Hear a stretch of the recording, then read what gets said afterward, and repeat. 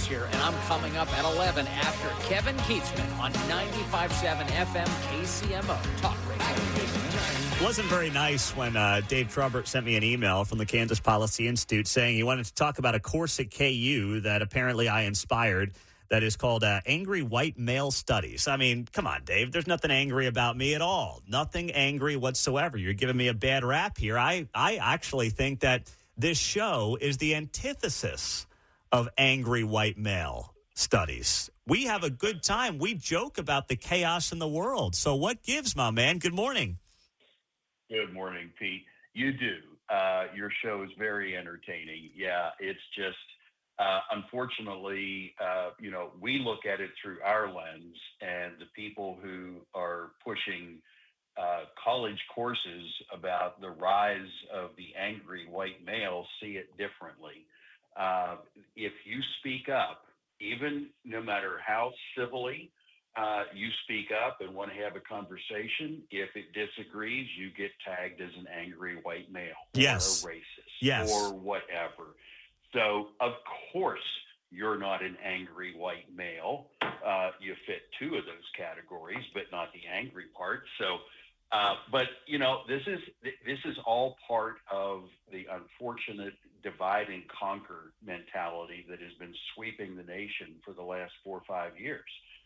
And it's, this really sad thing is that's not why kids go to college. You're not going to learn about whatever the indoctrination topic is. It's not going to matter when you get out and go to work in the workforce, unless maybe you want to get a job in education. And thank goodness, even there's a lot of great people who don't subscribe to this. This is a management problem where, of course, there's been a ban. The legislature has said you can't do it. There's been a federal ban on DEI. And yet, so why do people keep doing it? Because there's no consequence. So let me get this straight. So this course, the Angry White Male Studies 3-credit course at KU, which I remember talking about, to your point, in the last couple of years because it got attention and the legislature banned it. You're saying that KU is still offering this course and it's still alive and well? We linked it to their current agenda. Yeah, it's right there in the course offerings. Wow. It's there. And when we released this story and legislators said, well, that's not what we're hearing, and probably some of the people who go to the legislature and explain what's happening, they might honestly believe that it's been taken out. But you have to do the digging, and thank goodness for the whistleblowers. I mean, this is another tip that was sent to us, might have been sent to other media and they ignored it. I don't know. But there's kind of a pattern of things that we write about that a lot of local media ignores. And it really takes more pressure. Your show does a great service in highlighting things that really need attention. Yeah, I mean, that's what we try to do here on KCMO. So then what does the legislature have to now do if KU is, as I'm understanding it, breaking state law by offering this course? Well, they have to build consequences in. So, and there's a wide range. I mean, so if you're going to put a you must or you may not in, there has to be, this is what happens if you do or don't. And that's not often part of it. Mm-hmm. So it could be a wide range of, there is an automatic loss of tenure, or there is an automatic loss of funding. There has to be something that gets management's attention, because somewhere up the line, somebody approved this. It wasn't, you can't just blame it on the professor who designed the course. There's an approval process, or at least there ought to be, that should catch this and say, hey, this isn't what we're about. And by the way, this is against the law. Yeah, exactly right. All right, Dave, I want to ask you about a couple of other things happening. Now that the Chiefs have swindled their way into not paying property taxes to the state of Kansas anytime soon with their new stadium, what about the rest of us? I guess there are some things happening in the House and the Senate in Topeka as it relates to property tax updates. What's going on? Yeah, it's really encouraging, Pete. There's still a long way to go. but we're in a lot better place today than we were at the start of the legislative session. There is an agreement between the House and Senate. The Senate is really behind an assessment limit that would limit the increase in your taxable assessed value to 3% a year.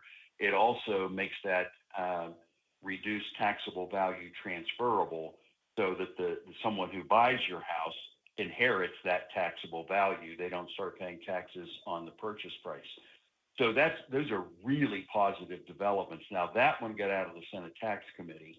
The House wants to, their primary focus is on limiting the revenue increase that any kind of taxing authority can have without voter approval. There's a hearing Thursday this week on House Bill 2745, where it says if you want to go up more than 3% plus new construction or debt from voter-approved bonds, then you have to get voter approval. You have to put it on the ballot and get the voters to say, yes, we give you permission to exceed that 3% cap. And if they don't give it, then you cannot exceed it.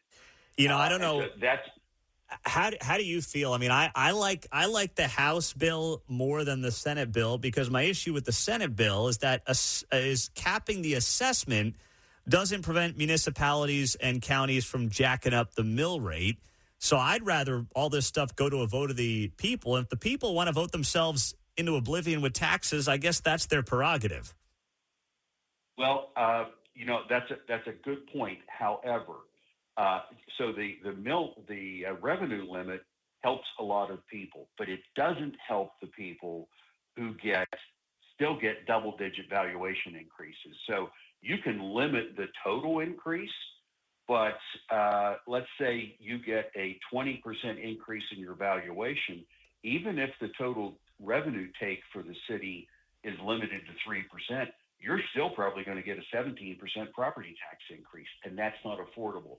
So you need the assessment limit to protect the individual taxpayer who's getting unaffordable increases in their valuations. The revenue cap, it really, they have to work in conjunction. Yeah, they got to work together. Right. Yeah, you do. And so the deal allegedly is that they're going to run these bills on the floor of the House and Senate the same day. And because we're trying to find out where both chambers stand. So the Senate assessment limit has already been approved by the Senate Tax Committee. It's waiting to go onto the floor for a vote until we see whatever version of this House bill that comes out, because there's a problem with the House bill. It repeals revenue neutral.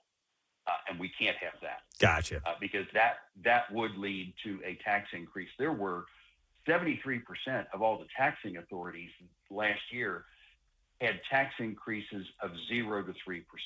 They're all going to raise taxes if revenue neutral goes away. So that has to stay in place. So there's got to be that change and a few other tweaks to it. Hopefully we get a good bill comes out of the House Tax Committee, the full chamber approves it, and then same day they go head-to-head to see how they turn out. Dave Trabert, Kansas Policy Institute. Great insight, great perspective, Dave. Keep up the awesome work at the Kansas Policy Institute and at the Sentinel. Thanks so much. And you keep up your cheery disposition. Dave Trabert on KCMO. News in 2 minutes. Our caller of the day is coming up next.